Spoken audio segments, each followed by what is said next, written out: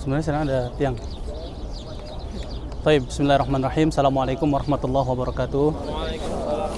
Alhamdulillah wassalatu wassalamu ala Rasulillah wa ala alihi wa sahbihi wa mawalah. Amma ba'd. Ibu bapak rahmatullah, alhamdulillah kita masih seger kan? Masih sehat kan?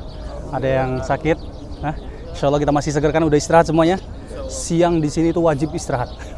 Kalau di Madinah, di Mekah itu siang itu wajib istirahat. Istilahnya seperti itu. Karena apa? Karena waktu sore menjelang Isya itu agak panjang. Jadi setelah sore, setelah salat akan waktu di dalam masjid untuk membaca Al-Quran sampai menjelang maghrib.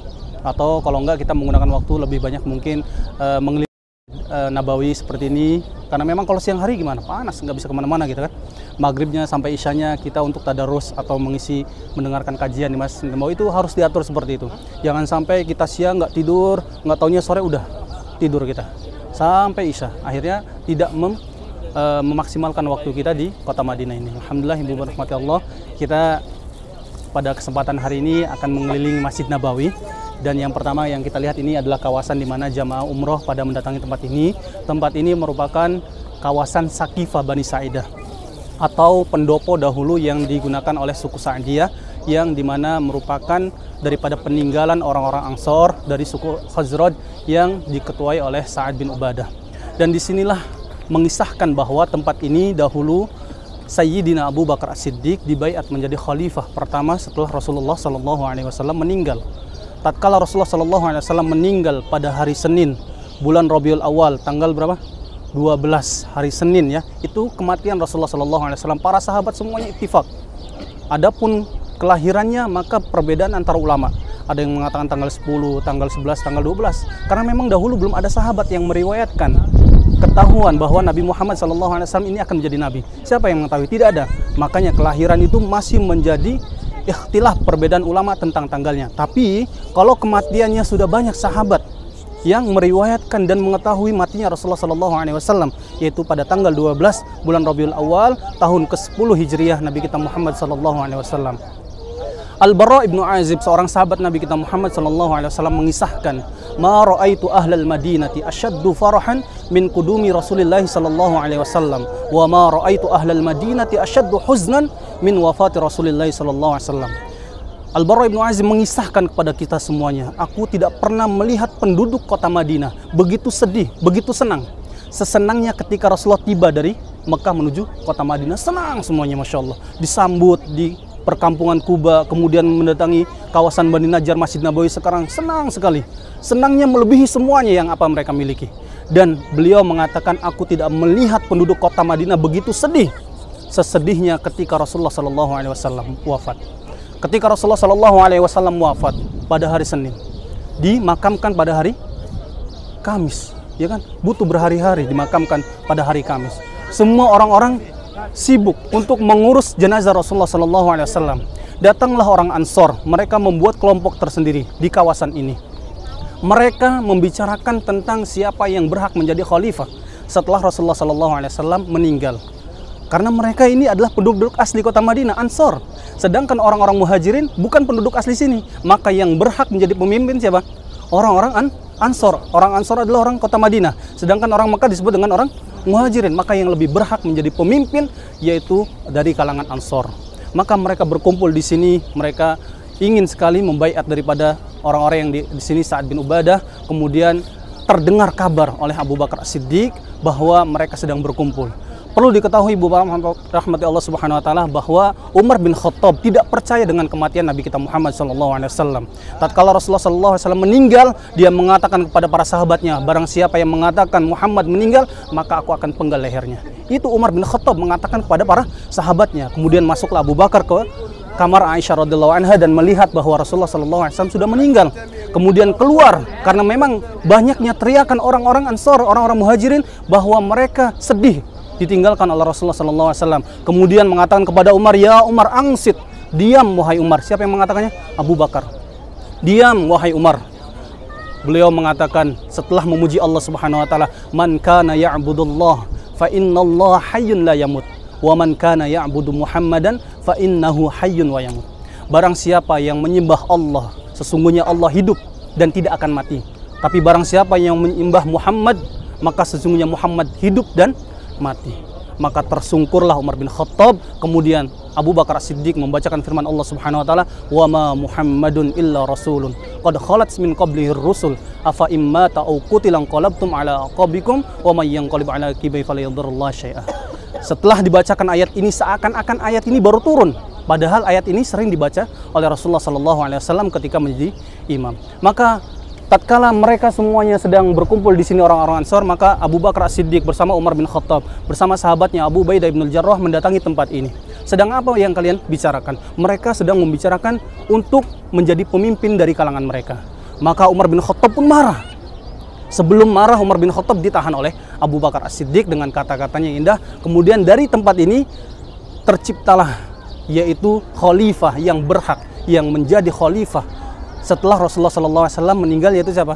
Abu Bakar As-Siddiq. Di antara mereka ada yang menginginkan Umar, di antara mereka ada yang menginginkan Sa'ad bin Ubadah, di antara mereka ada yang menginginkan Abu Ubaidah bin Al-Jarrah. Tapi melihat keutamaan yang luar biasa, yaitu Abu Bakar As-Siddiq, maka Abu Bakar As-Siddiq pun di tangannya diambil oleh Umar bin Khattab dan semuanya berbaiat kepada Abu Bakar menjadi khalifah setelah Rasulullah SAW meninggal. Dan disinilah tempatnya di mana kaum Ansor, kaum Muhajirin semuanya bersepakat membaiat Sayyidina Abu Bakar As-Siddiq karena keutamaan yang luar biasa. Abu Bakar As-Siddiq yaitu di mana temannya Rasulullah SAW hijrah.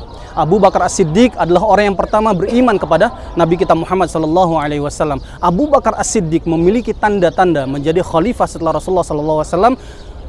Setelah meninggal, tatkala Rasulullah SAW sakit tidak bisa melaksanakan sholat, maka Rasulullah menyuruh kepada orang-orang agar Abu Bakar menjadi imam. Ini menjadikan petunjuk buat kita semuanya bahwa orang yang sebelum meninggal memberikan tanda-tanda, dan kemuliaan Abu Bakar As-Siddiq melebihi kemuliaan sahabat-sahabat yang lain.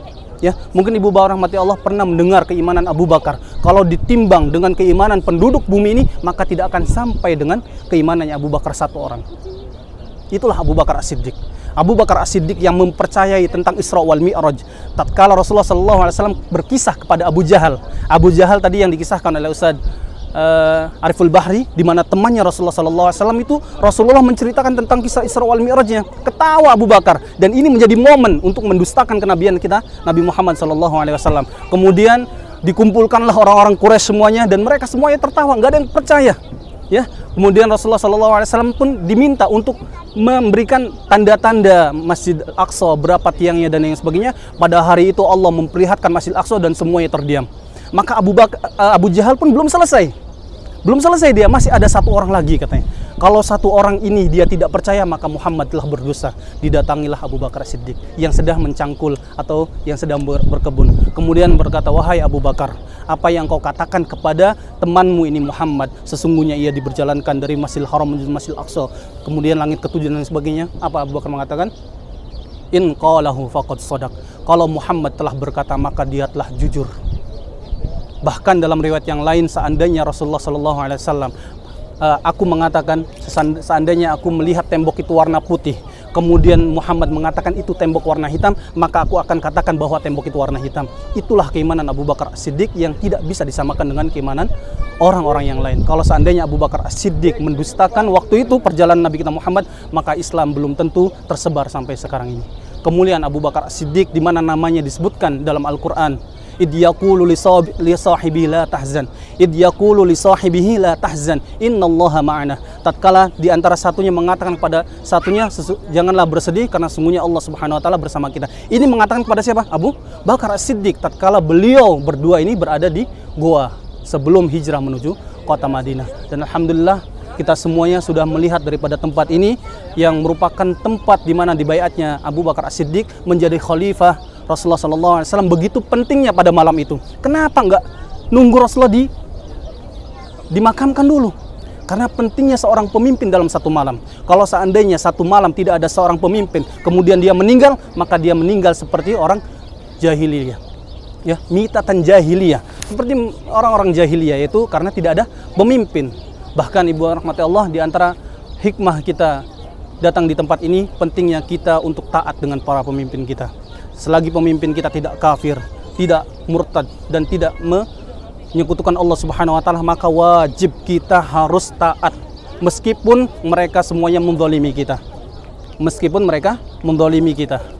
Maka yang harus kita lakukan adalah bersabar dan mendoakan pemimpin kita. Makanya di Masjidil Haram, Masjid Nabawi itu sering sekali kita didoakan. Pemimpin kita itu sering didoakan. Allahumma aslih a'immatana wa wulata umurina waj'al wilayatana mimman khafaka wattaqaka wattaba ridhaka wal jannah. Jadikanlah pemimpin kita, perbaikilah pemimpin kita, dan jadikanlah negeri kami yang bertakwa. Makanya Allah Subhanahu wa taala mengatakan, walau anna ahlal qura amanu wattaqau la fatahna 'alaihim barakatim minas sama. Pentingnya orang-orang yang beriman karena pemimpinnya yang beriman. Pemimpin beriman karena rakyatnya beriman. Para ulama mengatakan pemimpin itu adalah kacanya rakyatnya. Artinya kalau kita melihat pemimpinnya tidak baik karena rakyatnya tidak baik. Makanya Al-Fudail Ibnu Iyad mengatakan, kalau seandainya aku memiliki satu doa yang mustajab, maka aku jadikan doa ini apa? Untuk pemimpinku. Fa inna salahal imam salahal ibadi wal bilad. Karena sesungguhnya kebaikan seorang pemimpin akan menjadi kebaikan untuk rakyat dan negaranya.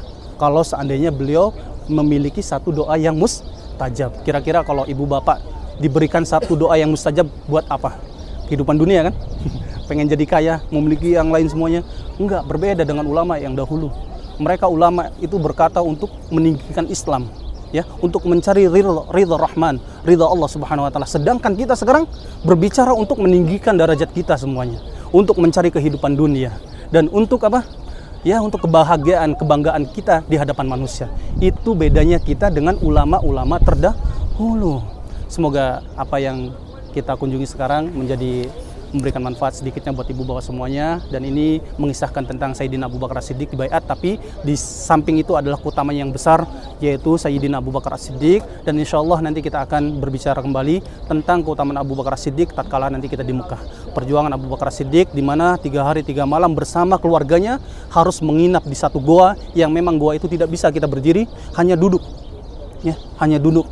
Sehingga Abu Bakar As-Siddiq pun mengatakan kepada Rasulullah, ya Rasulullah, tatkala di mata goa itu musuhnya sudah ada depan apa? Ya Rasulullah, lau anna ahadahum ra'a ila qadamaihi la absarna. Ya Rasulullah, kalau seandainya di antara mereka nih ada yang melihat ke mata kaki, maka dia akan melihat wajah kita. Karena memang mata goa itu berada di depan mukanya Rasulullah dan Abu Bakar. Maka Abu Bakar takut, bukan takut karena ia yang dibunuh, tapi Rasulullah SAW yang dibunuh. Karena sayembaranya luar biasa, mendapatkan 1000 ekor unta. Siapa yang tidak ingin mendapatkan 1000 ekor unta dan menjadi kaya raya mendadak pada hari itu? Maka Rasulullah mengatakan, ya Aba Bakrin, ma dhannuka bi itsnain Allahu salithuma. Kenapa engkau mengira kita ini berdua? Bukankah ketiga di antara kita ini adalah Allah? Masya Allah, dahsyat, ya, tauhidnya Abu Bakar As-Siddiq. Setelah itu dan dalam kisahnya yang lain, itu menjadi keimanan yang tidak bisa dibandingkan keimanannya dengan penduduk muka bumi ini. Barakallahu fikum. Ada pertanyaan buat? Kalau nggak ada pertanyaan? Ya, jadi ini Sakifah. Sakifah ini bukan di zaman Nabi ya. Ini adalah perbaikan. Dulu itu mungkin seperti pendopo-pendopo, ya, tempat kalangan orang-orang duduk santai gitu. Kemudian mereka berkumpul tempat ini. Kemudian setelah mereka meninggal, ini kan ada penerusnya pada masa Umar bin Abdul Aziz, Malik bin Marwan, sampai Turki Utsmani. Sehingga dibuat seperti ini, dan ini sengaja nggak dijadikan perluasan untuk mengingatkan kembali tentang khalifah yang mulia, yaitu Abu Bakar As-Siddiq radhiyallahu taala anhu. Dan sekarang ditutup oleh pemerintah sini. Barakallahu fikum. Kita lanjut ke tempat yang lain sambil jalan, ya. Kalau nggak ada pertanyaan, ya insyaallah. Mau naik kemana?